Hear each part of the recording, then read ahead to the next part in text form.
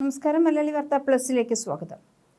11ാം ദിവസവും തുടരുന്ന പശ്ചിമേഷ്യൻ യുദ്ധം ആഗോള സാമ്പത്തിക രംഗത്ത് കനത്ത ആശങ്ക സൃഷ്ടിക്കുന്നു. ഹോർമുസ് കടലിടുക്ക് അടയ്ക്കുമെന്ന ഇറാന്റെ ഭീഷണിയെ തുടർന്ന് ഇന്ധനവില കുതിച്ചുയരുകയാണ്. ഈ സംഘർഷം നീണ്ടുപോയാൽ ലോകം വലിയൊരു സാമ്പത്തിക പ്രതിസന്ധിയിലേക്ക് നീങ്ങുമെന്ന് വിദഗ്ധർ മുന്നറിയിപ്പ് നൽകുന്നു.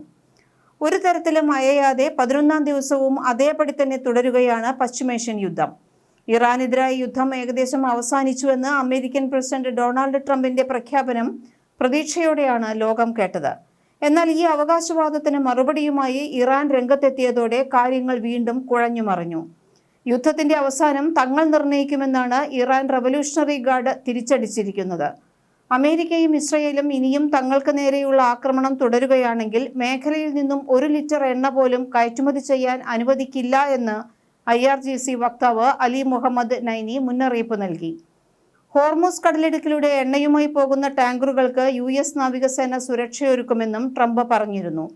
എന്നാൽ കടലിടുക്കിലൂടെ ഒരു കപ്പലും കടത്തിവിടില്ല എന്നാണ് ഇറാൻ തറപ്പിച്ചു പറയുന്നത്. യുദ്ധം 2ാം ആഴ്ചയിലേക്ക് കടക്കുമ്പോൾ അതിന്റെ സാമ്പത്തിക പ്രത്യാഘാതങ്ങളെക്കുറിച്ചും ലോകമെമ്പാടും ആശങ്ക ഉയരുന്നു. ഈ സംഘർഷം ഇനിയും നീണ്ടു നിൽക്കുകയാണെങ്കിൽ ഇന്ധനവില കുത്തനെ ഉയരുമെന്നും ഇത് ആഗോള സാമ്പത്തിക വളർച്ചയിലും സാധനങ്ങളുടെ വിലയിലും പ്രകടമാകുമെന്നും സാമ്പത്തിക വിദഗ്ധർ മുന്നറിയിപ്പ് നൽകി.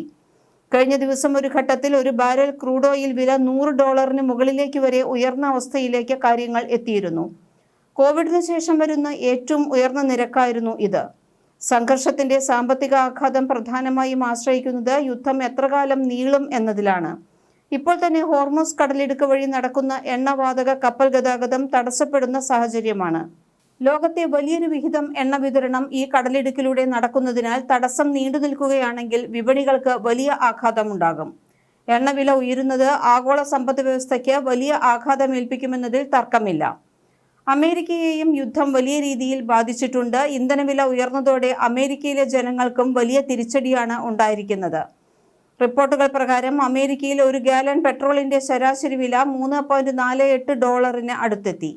ഒരാഴ്ചയ്ക്കിടെ 16% വർധനവാണ് ഉണ്ടായിരിക്കുന്നത്. ഇന്ധനവില ഉയരുന്നത് ഗതാഗത ചെലവ് വർദ്ധിപ്പിക്കുമെന്നതിനാൽ ഭക്ഷ്യവസ്തുക്കളുടെയും മറ്റ് സാധനങ്ങളുടെയും വില ഇനിയും ഉയരാൻ സാധ്യതയുണ്ടെന്ന് വിദഗ്ധർ പറയുന്നു. ഓഹരി വിപണിയിലും കനത്ത ഇടിവ് രേഖപ്പെടുത്തിയിരുന്നുവെങ്കിലും ട്രംപിന്റെ പ്രഖ്യാപനത്തിനു ശേഷം ഇത് തിരിച്ചു കയറുകയാണ് ഉണ്ടായത്. ട്രംപിന്റെ പ്രസ്താവന പ്രകാരം ഇറാന്റെ പരമോന്നത നേതാവ് ആയത്തുള്ള അലി ഖമേനിയുടെ മരണത്തിന് ശേഷം യുദ്ധം അവസാന ഘട്ടത്തിലാണ്. യുദ്ധം വളരെ പൂർണ്ണമായ അവസ്ഥയിലെത്തിയെന്നും ഉടൻ അവസാനിക്കുമെന്നും ട്രംപ് പറഞ്ഞതിന് മണിക്കൂറുകൾക്കകം തന്നെ ഇറാന്റെ ഇസ്ലാമിക് റവല്യൂഷണറി ഗാർഡ് കോർപ്സ് പുറത്തിറക്കിയ പ്രസ്താവന ലോകത്തിന്റെ ശ്രദ്ധ പിടിച്ചുപറ്റി. IRGC വ്യക്തമാക്കിയതെന്തെന്നാൽ പശ്ചിമേഷ്യയിലെ യുദ്ധത്തിന്റെ ഭാവി തീരുമാനിക്കുന്നത് അമേരിക്കയല്ല. ഈ യുദ്ധത്തിന്റെ അവസാനം ആരാണ് നിർണ്ണയിക്കുക എന്നത് അമേരിക്കയുടെ കൈകളിലല്ല. മേഖലയിലെ ഭാവി സമവാക്യങ്ങൾ ഇപ്പോൾ ഇറാന്റെ സായുധ സേനയുടെ കൈകളിലാണ് എന്നാണ് അവരുടെ പ്രസ്താവന. അമേരിക്കയും ഇസ്രയേലും ആക്രമണം തുടരുകയാണെങ്കിൽ പശ്ചിമേഷ്യയിൽ നിന്ന് 1 ലിറ്റർ എണ്ണ പോലും കയറ്റുമതി ചെയ്യാൻ അനുവദിക്കില്ലെന്ന മുന്നറിയിപ്പും അവർ നൽകിക്കഴിഞ്ഞു. ലോകത്തിലെ ഏറ്റവും നിർണായകമായ ഊർജ്ജ ഗതാഗത പാതകളിലൊന്നായ ഹോർമുസ് കടലിടുക്ക് നിയന്ത്രിക്കുന്ന ഭൗമ രാഷ്ട്രീയ പ്രാധാന്യം ഇറാനിന് വലിയ ശക്തിയാണ്. ഈ കടലിടുക്കിലൂടെ ലോകത്തിന്റെ വലിയൊരു വിഹിതം എണ്ണയാണ് കടന്നുപോകുന്നത്. അതിനാൽ ഇറാന്റെ മുന്നറിയിപ്പ് ആഗോള ശക്തികൾക്ക് വലിയ സന്ദേശമായി മാറിയിട്ടുണ്ട്. ട്രംപ് മുമ്പ് തന്റെ സോഷ്യൽ മീഡിയ പ്ലാറ്റ്ഫോമായ ട്രൂത്ത് സോഷ്യൽ വഴി ഇറാനെ ഭീഷണിപ്പെടുത്തിയിരുന്നു.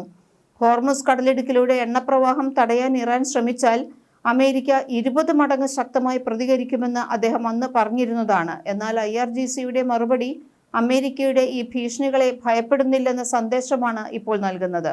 CBS ന്യൂസിന് നൽകിയ അഭിമുഖത്തിൽ ട്രംപ് ഇറാന്റെ സൈനിക ശേഷി തകർന്നു എന്ന അവകാശവാദവും ഉന്നയിച്ചു. ഇറാനിൽ സൈനികമായി ഒന്നും തന്നെ അവശേഷിക്കുന്നില്ല. നാവികസേനയും ആശയവിനിമയ സംവിധാനങ്ങളും തകർന്നു കഴിഞ്ഞു. അവരുടെ വ്യോമസേന പ്രവർത്തനരഹിതമാണെന്നാണ് ട്രംപ് പറഞ്ഞത്. ഇറാന്റെ മിസൈൽ സംവിധാനങ്ങളും ഡ്രോൺ നിർമ്മാണ ശേഷിയും വലിയ രീതിയിൽ നശിപ്പിച്ചുവെന്നും അദ്ദേഹം അവകാശപ്പെട്ടു. എന്നാൽ ഇറാനിയൻ സൈനിക വൃത്തങ്ങൾ ഈ അവകാശവാദങ്ങളെ ശക്തമായി തള്ളിക്കളയുന്നു. ഇറാന്റെ പ്രതിരോധ ശേഷി ഇപ്പോഴും ശക്തമാണെന്നും രാജ്യത്തിന്റെ സൈനിക ഘടനയും പ്രതിരോധ സംവിധാനങ്ങളും നിലനിൽക്കുന്നുവെന്നും അവർ വ്യക്തമാക്കി. യുദ്ധത്തിന്റെ ദിശയും അവസാനവും തീരുമാനിക്കുക ഇറാന്റെ സായുധ സേനയാണെന്ന നിലപാട് IRGC വീണ്ടും ആവർത്തിച്ചു. ഇതിനിടെ ആഗോള വിപണിയിൽ എണ്ണവിലയെക്കുറിച്ചുള്ള ആശങ്കകളും ഉയരുന്നുണ്ട്. യുദ്ധം മൂലം എണ്ണവില ഉയർന്നേക്കാമെന്ന ഭീതിയുണ്ടെങ്കിലും ട്രംപ് ഇതിനെ ചെറിയ വില മാത്രമാണെന്ന് പറഞ്ഞിരുന്നു. പിന്നീട് വൈറ്റ് ഹൗസ് വ്യക്തമാക്കി എണ്ണവില നിയന്ത്രിക്കാൻ അമേരിക്ക എല്ലാ മാർഗങ്ങളും പരിശോധിക്കുകയാണെന്ന്. ഇറാനിലെ രാഷ്ട്രീയ സാഹചര്യവും ഇപ്പോൾ വലിയ മാറ്റങ്ങൾ കാണുകയാണ്. അമേരിക്കയും ഇസ്രയേലും നടത്തിയ വ്യോമാക്രമണത്തിൽ മാർച്ച് 1 ഇറാന്റെ പരമോന്നത നേതാവായ ആയത്തുള്ള അലി ഖമേനി കൊല്ലപ്പെട്ടതിന് പിന്നാലെയാണ് രാജ്യത്ത് പുതിയ നേതൃത്വം എത്തിയത്. അദ്ദേഹത്തിന്റെ മരണത്തിന് പിന്നാലെ മുജ്തബ ഖമേനിയെ പുതിയ പരമോന്നത നേതാവായി നിയമിച്ചു.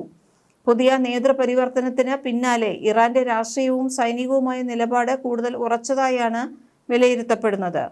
രാജ്യത്തിന്റെ സ്വാതന്ത്ര്യവും ഭൗമാധികാരവും സംരക്ഷിക്കാൻ ഇറാൻ തയ്യാറാണെന്ന സന്ദേശമാണ് അവരുടെ പ്രസ്താവനകളിൽ നിന്ന് വ്യക്തമായത്. അതോടെ യുദ്ധം അവസാനിപ്പിക്കാനുള്ള ട്രംപിന്റെ ശ്രമങ്ങൾക്ക് ഇറാൻ വില കൽപ്പിക്കുന്നില്ല എന്ന് വേണം കരുതാൻ. ഇനി അമേരിക്കയുടെ മുന്നിലുള്ള അടുത്ത ഭീഷണി സാമ്പത്തിക മാന്ദ്യമാണ്. എണ്ണവില $100 മുകളിലായി തുടർന്നാൽ ഉപഭോഗം കുറയുകയും സാമ്പത്തിക വളർച്ച മന്ദഗതിയിലാവുകയും ചെയ്യും. ഇത്തരം സാഹചര്യത്തിൽ ആഗോള പണപ്പെരുപ്പ് ഏകദേശം 2% വരെ കൂടുതലാകാമെന്നും വിലയിരുത്തലുകളുണ്ട്. അമേരിക്കയിൽ പണപ്പെരുപ്പം 4% മുകളിലെത്താനും സാധ്യതയുണ്ടെന്നും US സാമ്പത്തിക വളർച്ച 2026 1.6% താഴാൻ സാധ്യതയുണ്ടെന്നും അന്താരാഷ്ട്ര മാധ്യമങ്ങളടക്കം സാമ്പത്തിക വിദഗ്ധരെ ഉദ്ധരിച്ച് റിപ്പോർട്ട് ചെയ്യുന്നു. ഇതേസമയം എണ്ണവില ഉയരുമെന്ന് മുൻകൂട്ടി അറിയാമായിരുന്നുവെന്ന് ട്രംപ് പ്രതികരിച്ചിട്ടുണ്ട്. 47 വർഷമായി ചെയ്യേണ്ടിയിരുന്ന ഒരു കാര്യത്തിൽ വരാവുന്ന ഒരു ചെറിയ ഇടവേള മാത്രമാണ് ഇത്. ഇത് ചെയ്യാൻ ധൈര്യമുണ്ടായിരുന്ന ഒരു പ്രസിഡന്റ് മുമ്പ് ഉണ്ടായിരുന്നില്ല. ദേശീയ സുരക്ഷയ്ക്കായി നൽകുന്ന ഒരു ചെറിയ വില മാത്രമാണ് ഇതെന്നാണ് ഈ വിഷയത്തിൽ ട്രംപിന്റെ നിലപാട്. എന്നാൽ എല്ലാ യുദ്ധത്തെയും പോലെ വില ഉയർന്നാൽ അതിന്റെ ഏറ്റവും വലിയ ആഘാതമേൽക്കുക കുറഞ്ഞ വരുമാനമുള്ള കുടുംബങ്ങൾക്ക് മേലായിരിക്കും എന്നതിൽ സംശയമില്ല. യുദ്ധം ഉടൻ അവസാനിച്ചാൽ ഇപ്പോഴുള്ള ഈ ചെറിയ പ്രതിസന്ധികൾ വലിയ സാമ്പത്തിക ആഘാതമേൽപ്പിക്കാതെ കടന്നുപോകും. എന്നാൽ സംഘർഷം നീണ്ടു നിൽക്കുകയാണെങ്കിൽ ആഗോള സാമ്പത്തിക രംഗത്തെ അടുത്ത വലിയ പ്രതിസന്ധിയിലേക്ക് ലോകം നീങ്ങാനുള്ള സാധ്യത ഉണ്ട് എന്നാണ് സാമ്പത്തിക വിദഗ്ധർ മുന്നറിയിപ്പ് നൽകുന്നത്. മലയാളി വാർത്ത plus. Malayali Warta Plus. Like, share and subscribe.